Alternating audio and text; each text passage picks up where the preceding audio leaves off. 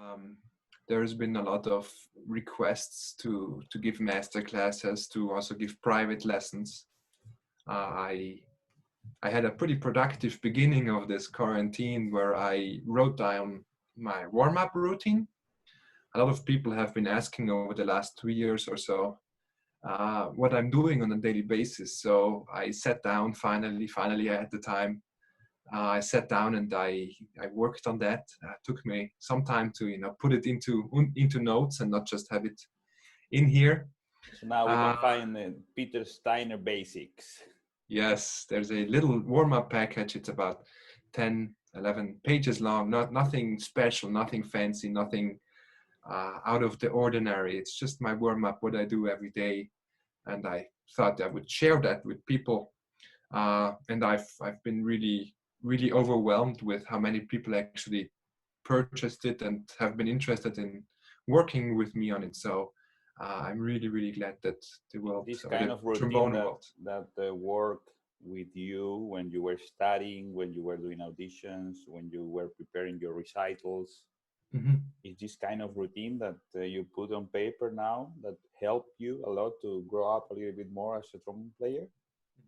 Yeah, definitely. I mean, the stuff that I do on a daily basis helps me to achieve what I have to then, deliver on a daily basis on the stage. Mm. So a lot of people have been asking for it. So, but on tour, on daily basis live, there was never really had the time or the energy to put into sitting down and writing it down. We are Mm. as an artist, as a musician, it's not the first thing that comes to my mind to sit down at the computer and write down what I do. Yes, true. I prefer to being more creative and just doing it rather than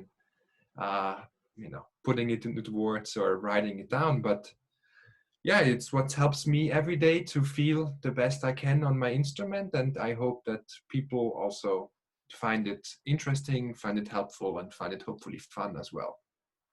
Do you get some kind of inspiration to do that? Like, for example, you were taking some example from Alessi or Beckett or Ben or Jorgen.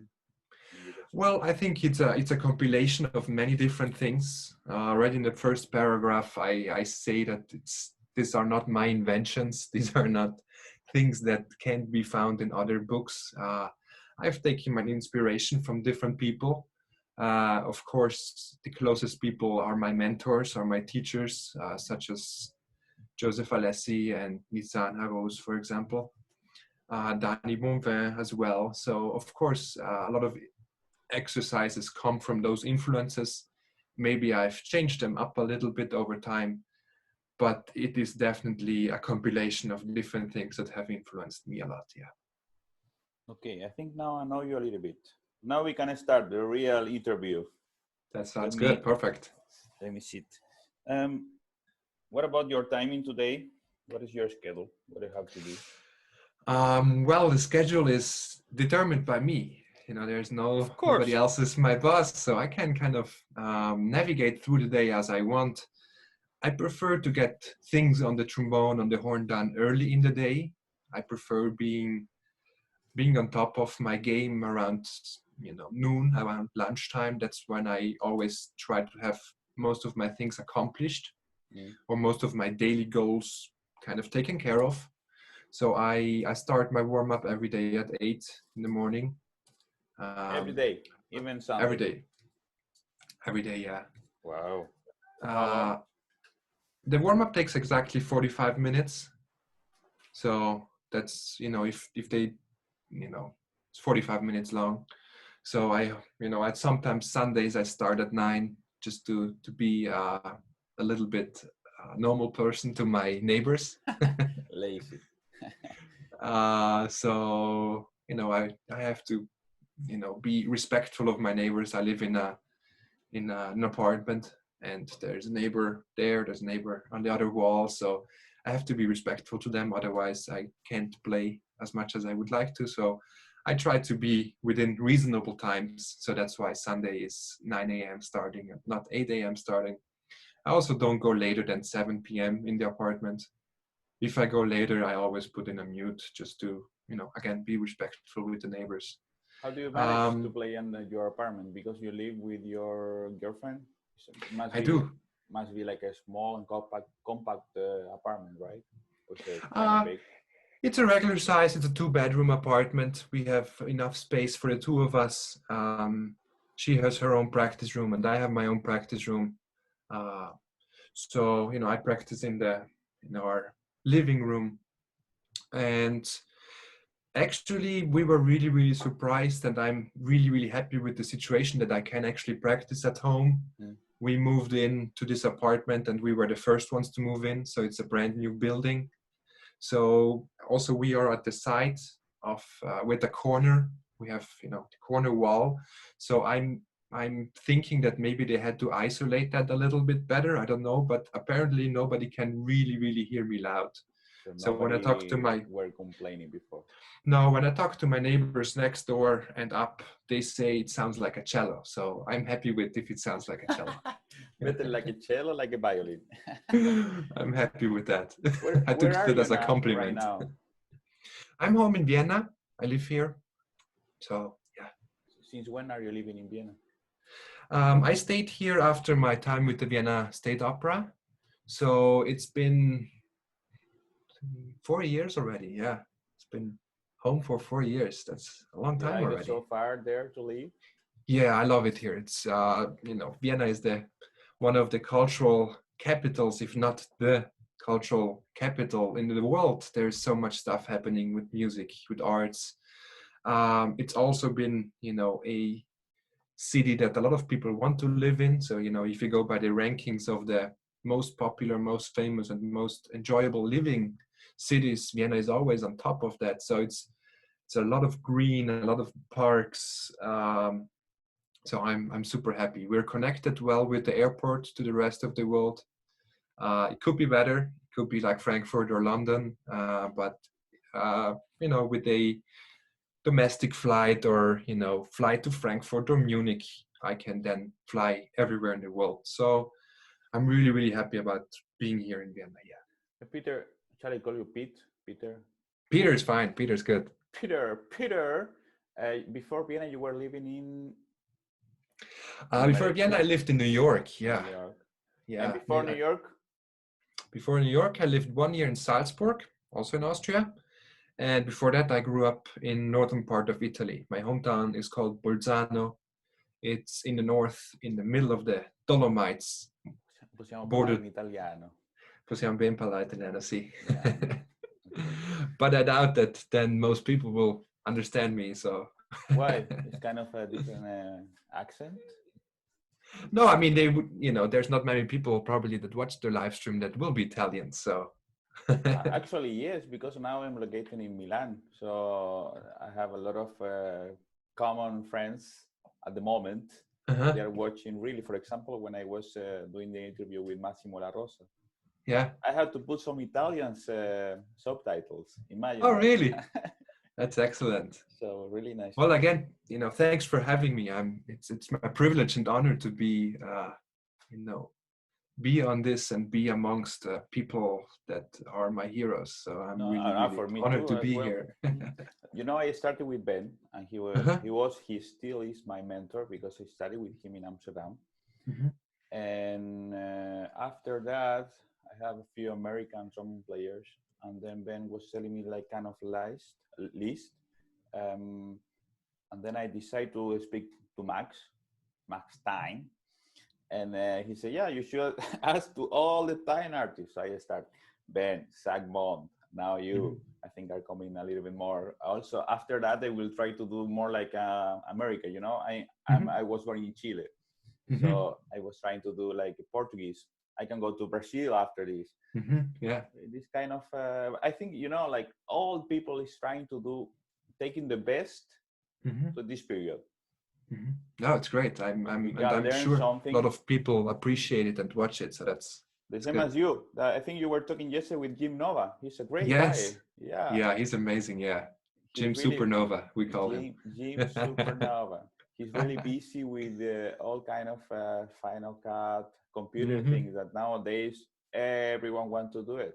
you know? Yeah, well, now we have the time. It's another creative thing that we all can kind of incorporate into our playing, making videos, making recordings, going to do live streams, able to do all of that stuff. You have to be pretty advanced in technology. So I think most of us in, let's say, normal life don't have the energy or the time to do that, or doesn't even also have to be time. Sometimes it's just a matter of sitting down and doing it. But I think now it's a good time. A lot of people seem to be enjoying that as well. So it's good. I enjoy watching those kind of things online. Yeah, that's why also you started to do kind of the same thing, like Yeah. trying to help people that maybe they don't understand English, they don't speak this language, and because you are on YouTube, it's maybe automatically subtitles, you know? Yeah. So it's really And easy with to reach them. and with the artist chit chats that I do with Constanze that you mentioned, where we interviewed Jim Nova yesterday, we thought we came home from the quarantine, we came home for the quarantine from a tour, and we thought we kind of miss seeing all these amazing people that we normally interact with on a daily basis. And For sure. we know so many special aspects about those people that, if you just go to a concert of one of those heroes, you might not get, the full picture of the person. But we have so many friends, I can actually call them my friends, some of these heroes. So we thought that we would also present the non-trombonistic side of those people. So I think that was one of the things for Artist Chit Chat that we want to, to show the people also the person behind the artist. You show the people that they are also normal person. They think like, for example, I was talking with Jorgen Farrayan. Wow, he's the best. And Jorgen is going to the toilet. Jorgen is having a beer. Jorgen is a person, is a normal guy, you know? Yes, yeah. So that's also what to try to show the people, mostly people from South America, that they think they are like aliens, you know? Now we all cook spaghetti with water. That's just Easy busy. Yes. yeah. Peter, tell me, what do you think you are missing the most nowadays? I think I miss, normal life, just walking around with a mask on, going to the grocery store and everybody kind of being awkward. It's just a little strange. It's hard to get used to. It's hard to see, hard to deal with, hard to think about. When you walk on the streets now, since this week they have kind of loosened things a little bit in Austria. Smaller stores are opening, so that means people are outside. I can watch down and I see people playing or kids playing. But it's still awkward when you walk outside.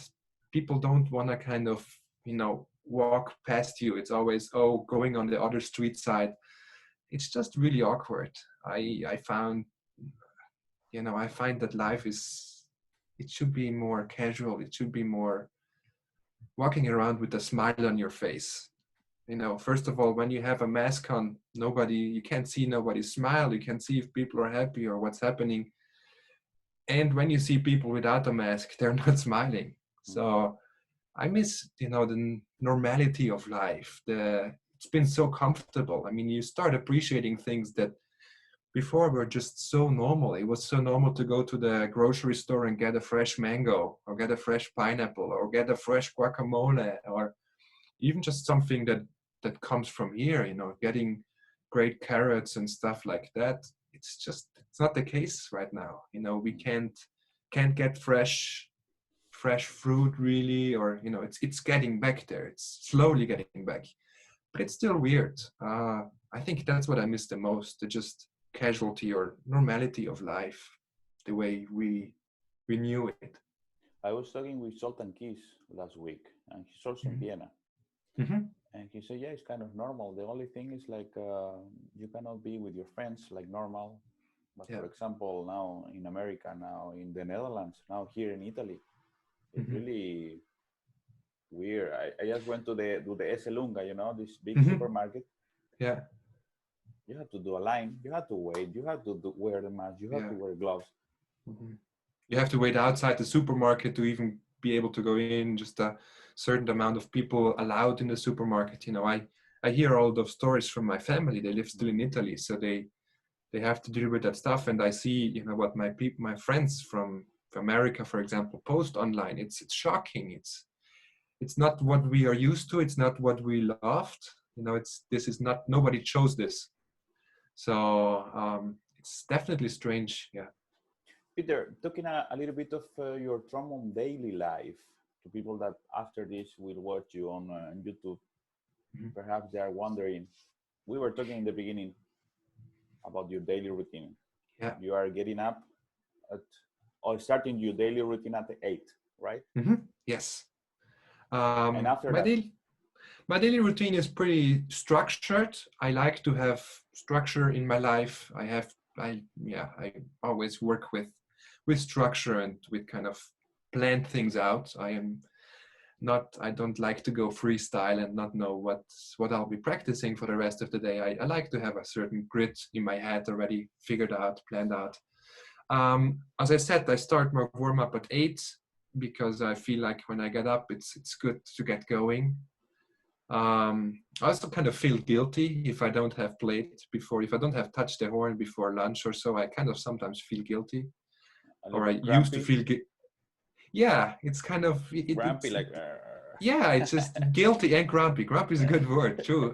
It's just, it gets me going. It makes me feel happy. It's part of me. Playing the trombone, doing my warm up, it's part of me. If I don't do it, I'm not happy. So I start at 8. I always practice in 45-minute sessions. So I always have the timer on.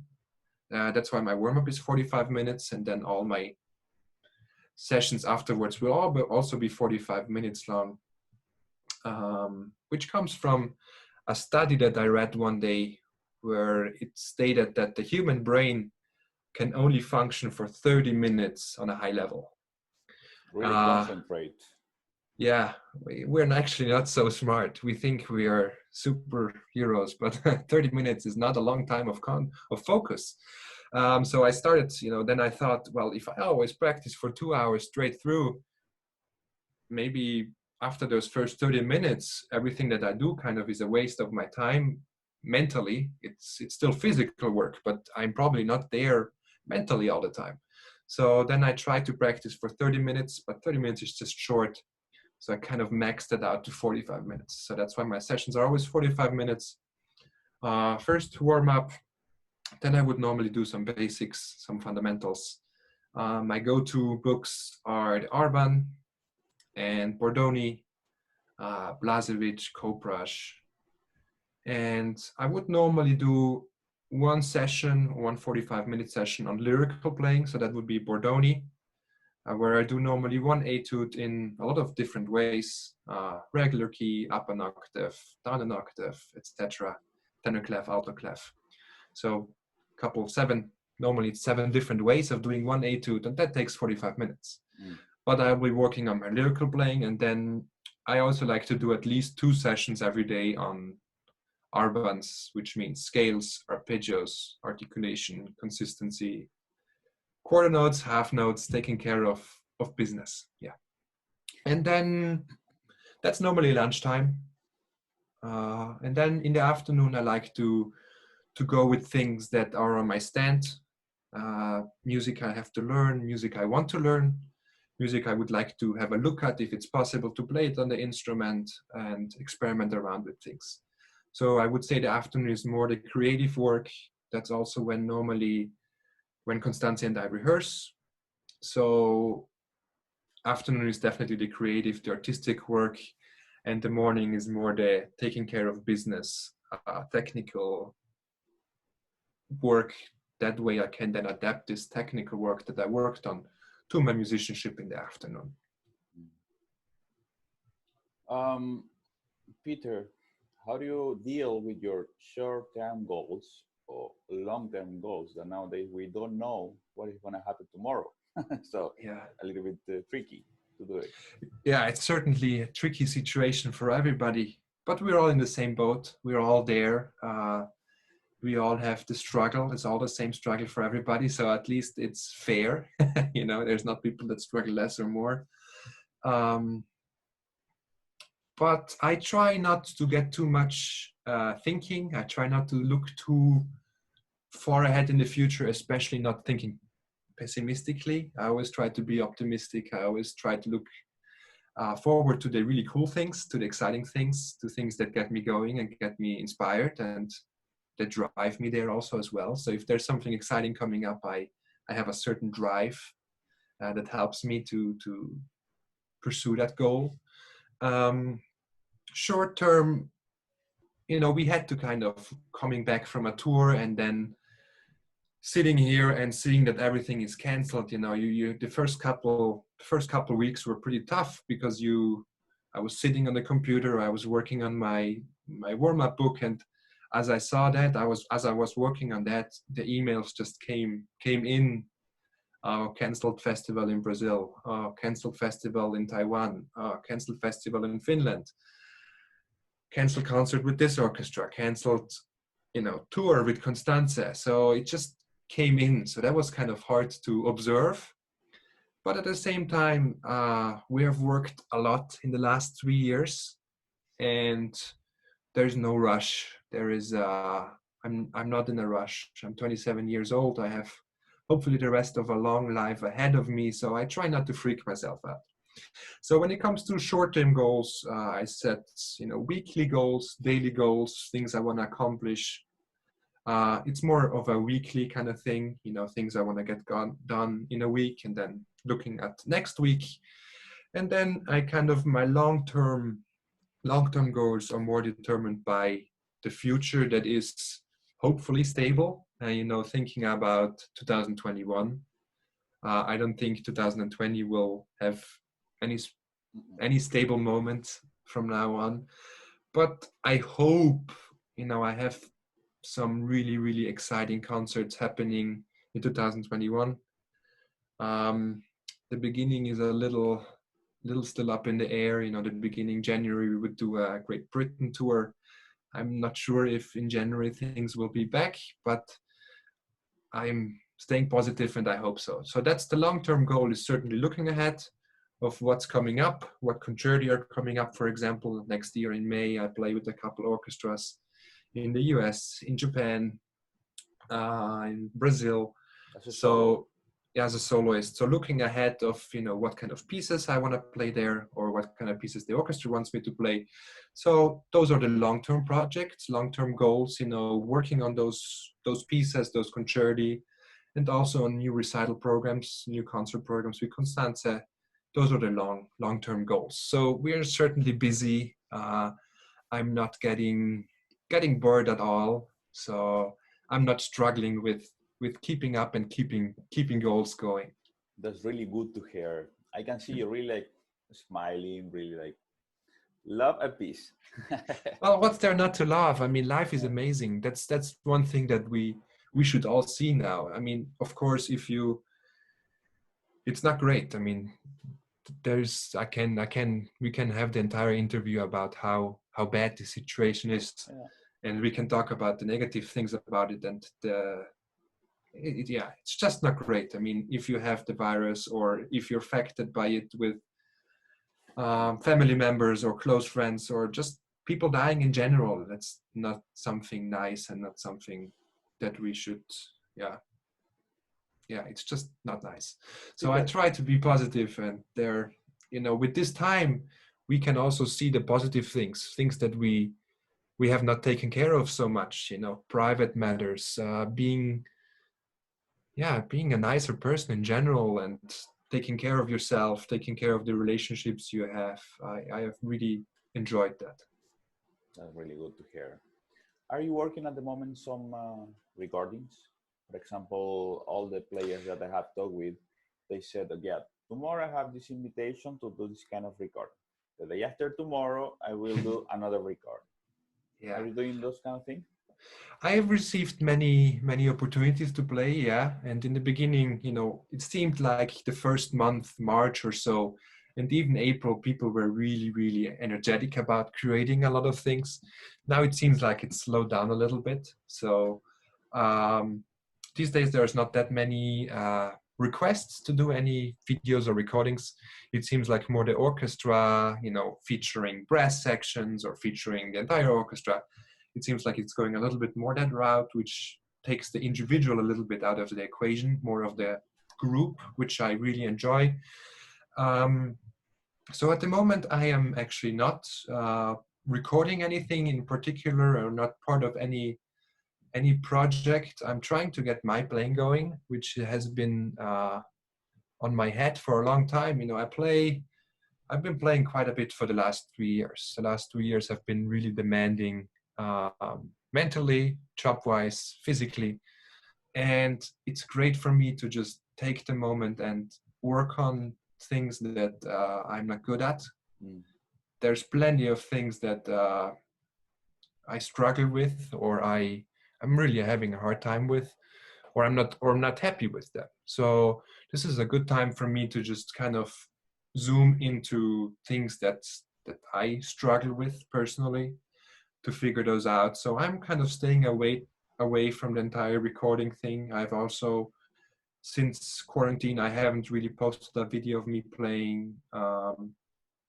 Yeah, I haven't been so active with that because I'm actually figuring things out, and I really, really like and appreciate the time that I can fix things and get better as a player, as a musician, as an artist in general. Are you doing some recording for your own? For my own, yes, I always record. It's probably the best and worst thing to do, because, you know, best thing because you hear things so much clearer than when you actually do it. Let's say you play something and you think you're giving it all your musicianship, you're doing everything that you're imagining. You're playing soft, you're playing super pure, you're playing with the best tone production that you can imagine, and then you listen to it and you're shocked of that things sometimes just don't come across the way that That's true. that you wanted them, or that you intended them. So for that, it's certainly the best thing. It's becoming your own teacher. It's, you know, you listen much more carefully. So it's definitely one of the best things. That's why I record myself. But on the other hand, it's the worst thing ever. I mean, I've released 2 CDs so far. I can't stand listening to it. You know, it's just so hard for me to enjoy my own playing. Uh, you know, for example, the first CD starts with Syrinx. It's a flute piece by Debussy, and it starts on that high B flat, and then kind of transitions a little bit lower. But that connection, the first connection from the first to the second and third note, every time I hear it, it drives me crazy. I would do it differently now. I will probably do it differently in 5 years. So it's a struggle listening to yourself. You only think that, oh no, I should play maybe this. No, this is already record. I cannot change anything. Yeah, What kind that's of also a good. It's also okay. a good part of it. You know, it's there, it's produced, it's printed, it's released. So it's also kind of, it's good that it's there. You know. It's a good material for people can Yeah. enjoy as well. What kind of equipment are you using at the moment? I'm playing my regular equipment. I haven't changed anything up from that. I'm playing my Tyne bel canto instrument. That's my trombone, my signature model that I've made with the company Time in Bremen. And I'm playing my Willis mouthpiece. It's a custom mouthpiece from Japan. Willis works really closely with Tyne together. And we have established this collaboration over the last years since I'm a Tyne artist. And yeah, I'm really happy with it. And actually, I try not to give the fault of my mistakes or the fault in my playing or in the bad sides of my playing. I try not to give the fault to the instrument, or never really go to the equipment change just because something is wrong with me. So that's why when I came back, I stayed with whatever I'm doing, whatever equipment I'm using, and the focus is on me. I am the mistake. I'm the problem if something is wrong. Actually, the question was another one, but it's also necessary that people can know what is Peter Steiner playing at the moment. The question was, what is your equipment to do some recordings?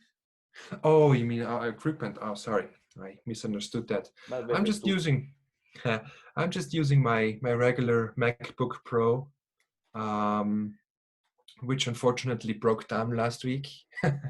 So I'm using Constance's Mac right now. I've been experimenting with my audio equipment that I've had so far in the past. I remember as a student, I I bought a Zoom recorder. Can be really confusing these days. We talk about Zoom a lot. There's this app Zoom, and then there's the Zoom recorder. So There people is are another Zoom in America for another kind of thing. So yeah, so people are a little confused, but I've been using that Zoom. It turned out that it's actually maybe over time. like this one, Yeah, it's similar to that one. It's the black one, the old H2. fashioned, they're really good. Yeah, but for some reason something is not really working that well anymore. So I think I have to look into something new. But I'm just doing the standard equipment that I have access to. I'm not a super technological geek that I have microphones set up here.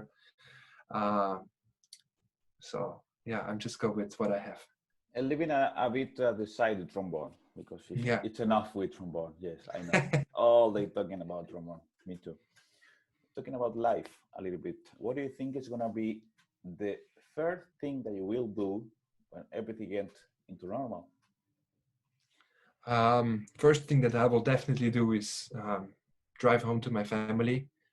Um, Part of my family is with me. Constanze, I consider her my family. We're having an amazing time together. But I haven't been to my parents' home, to my parents' house in quite a long time. As I said, we had a US tour in end of January, February. It was supposed to end the 1st of April, but we had to fly home already around the mid of March.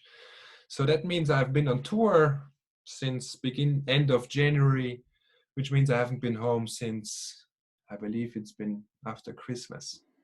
So, 2019. yeah.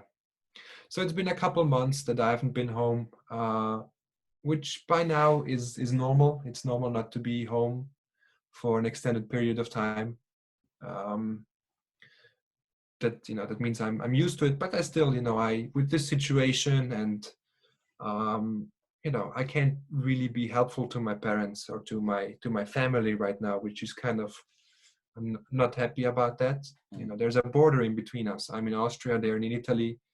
Borders are closed, so that means I can't go there or You are come so back. close. Close but not there. So the first thing I will definitely do is go and see them, spend some time with them, have a good time, and yeah, that's definitely the first thing I will do.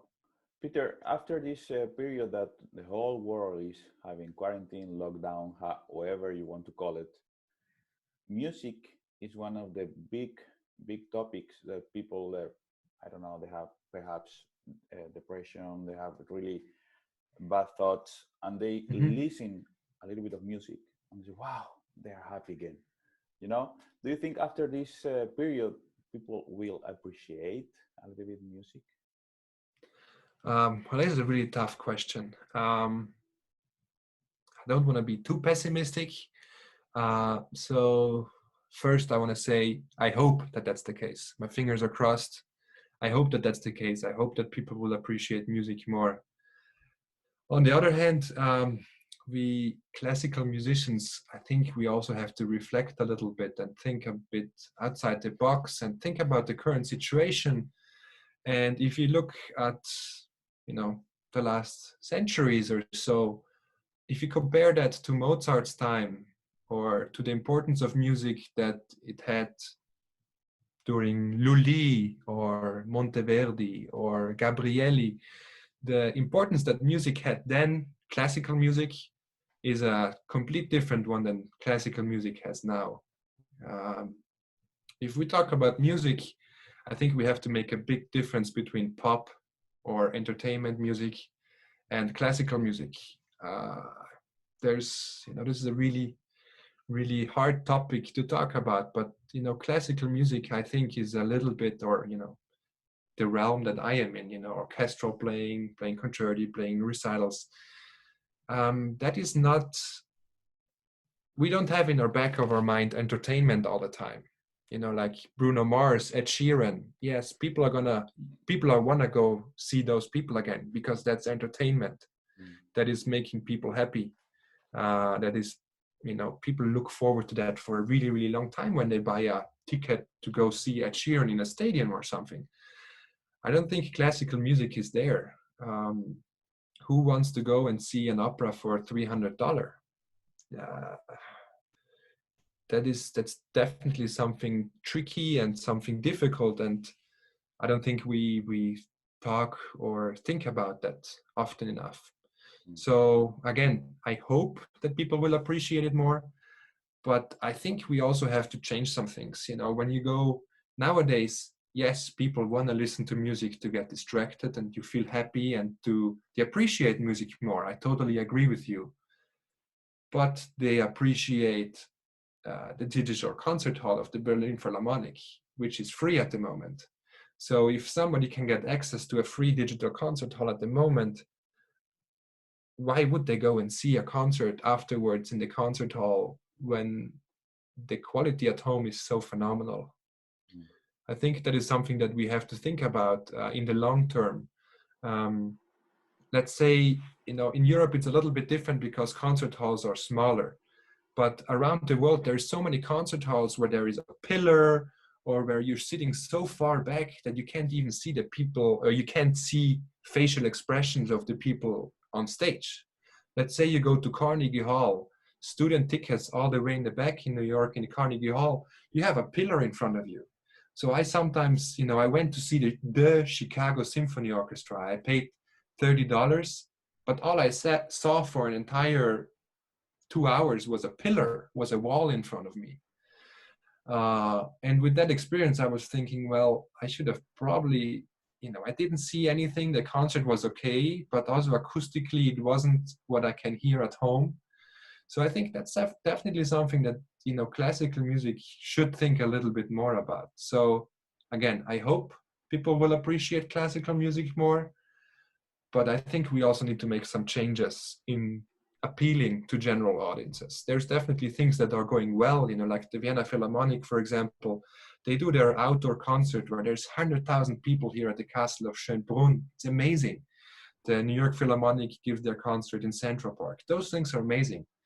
But I think those things attract people. Those things attract general audiences to go to concerts. So it's definitely heading the right direction, but I think we should think a little bit more about it. And after the new beginning, perhaps next year, I don't know. All people, you can call it like seniors. After 65, they are already with a pension, with a pension. All those people, at least here in Italy, they are not there anymore, and they were buying the seat ticket for 1 year at the Scala, for example. What do you think is going to happen now? Well, I wish I wish I would know. That would make so many people's life easier. That is definitely a fact. I had the privilege of playing with the Vienna State Opera and the Vienna Philharmonic for a season. I got the chance to play in the most exciting halls around the world. But if you look into the audience, back then I was, I think, 23, 24 years old.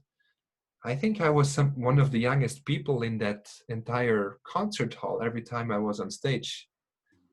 And, just thinking about that, thinking about the future, not just those people, if you want to say that in Italy, there's less of elderly people now with the virus, but also they are the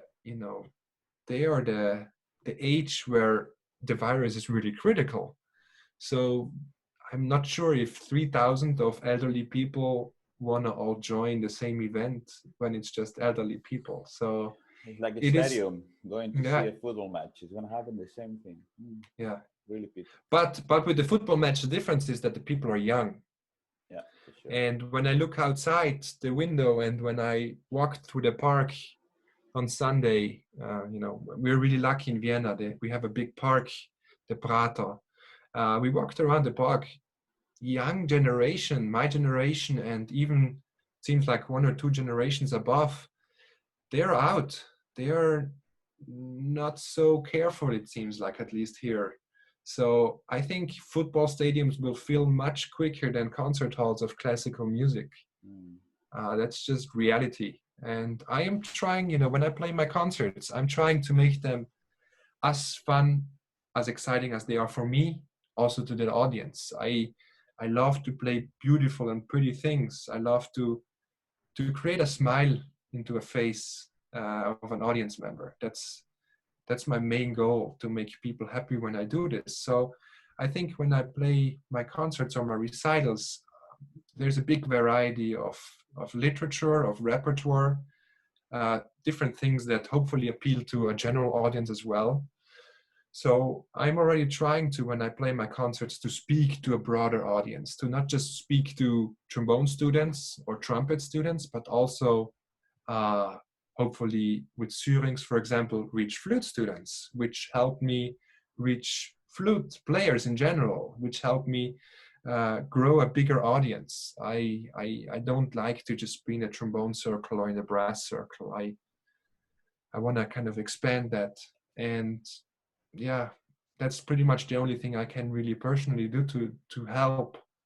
But I think in general we have to think about things. Orchestras, the way they program things, it has to be appealing to a general audience. It has to be appealing not just to elderly people, but also to my audience. I mean, I want to play in a Musikverein or in Carnegie Hall and see 3,000 or 2,000 people that are my age. I mean, that would be so phenomenal. I would love that people that went to school with me, high school, would appreciate classical music as much as I am, but we're not there yet.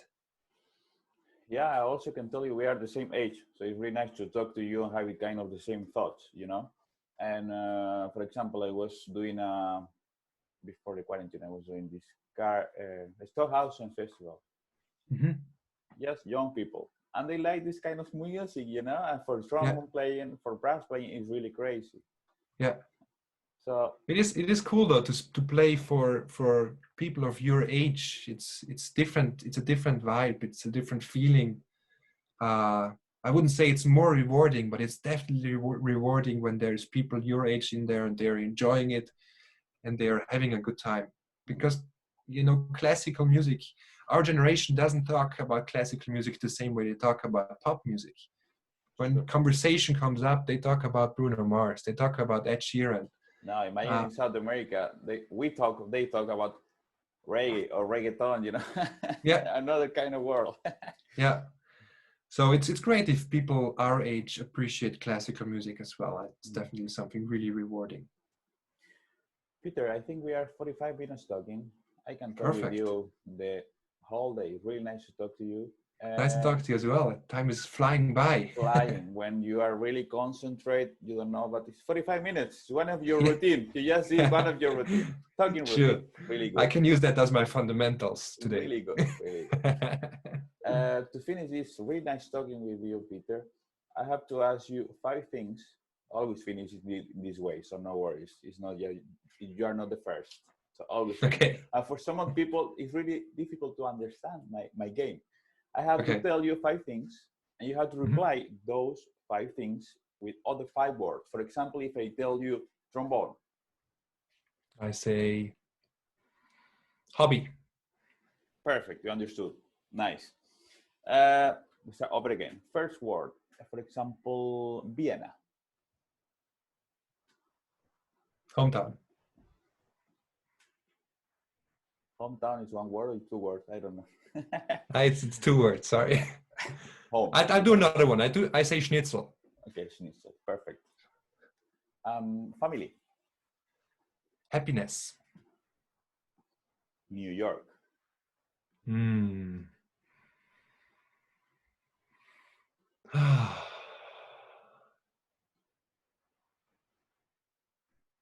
Dream. Future. Hmm. Exciting. And the last one, food. Oh, food. I know you love food. I do love food. That's why it's so hard. uh, oh my goodness. Wow. Now you caught me in the right moment. Food, I would say mouth explosion. Okay, 2 words, but it's okay. 2 words. No I worries. always I always like when food is like the first time, the first bite is just an oh my god reaction. It can be so, when you ask about food, I can go on and on. That's something, when you ask me what I miss about life, that's something really that I miss. I miss traveling. I miss being able to have access to all these amazing foods. Being in Asia, being in America, being in Europe, in Italy, it's just, if I start thinking about it, I know that feeling now because I was living in the Netherlands for 12 years, working uh-huh. and studying everything. And since September, I live in Milan. I'm in love with this city. Yeah. Wow, food, that's amazing. People, Well, and if really you look nice. at both of us, we talk about food and we both smile and we're both happy. So Yeah, that's why I want that wow effect, the first no. bite just being Mostly amazing. now that is kind of a lunchtime. It is. Yeah, I'm getting ready for it. So Thanks a lot, Peter, for thank your you for having time, me. for your kindness. Say hello to your girlfriend and keep on going, keep Uh-huh. smiling. I'll try. Well, thanks so much for having me. Again, it's been a privilege being part of this. Thank you for doing this. Thanks for giving everybody the chance to listen to us trombonists talk. Not sure if that's really informative or really helpful, but it seems like people enjoy it. So thanks Yeah, for you having too. me. And Congrats for your chit chats. Artist Chit Chats. Yeah, check it out. Yeah, I will check it for sure. Okay, thanks so much, Thanks. Matthias. Have a Great nice to see day. you. Bye, you too. Take Bye care. bye. Ciao, ciao.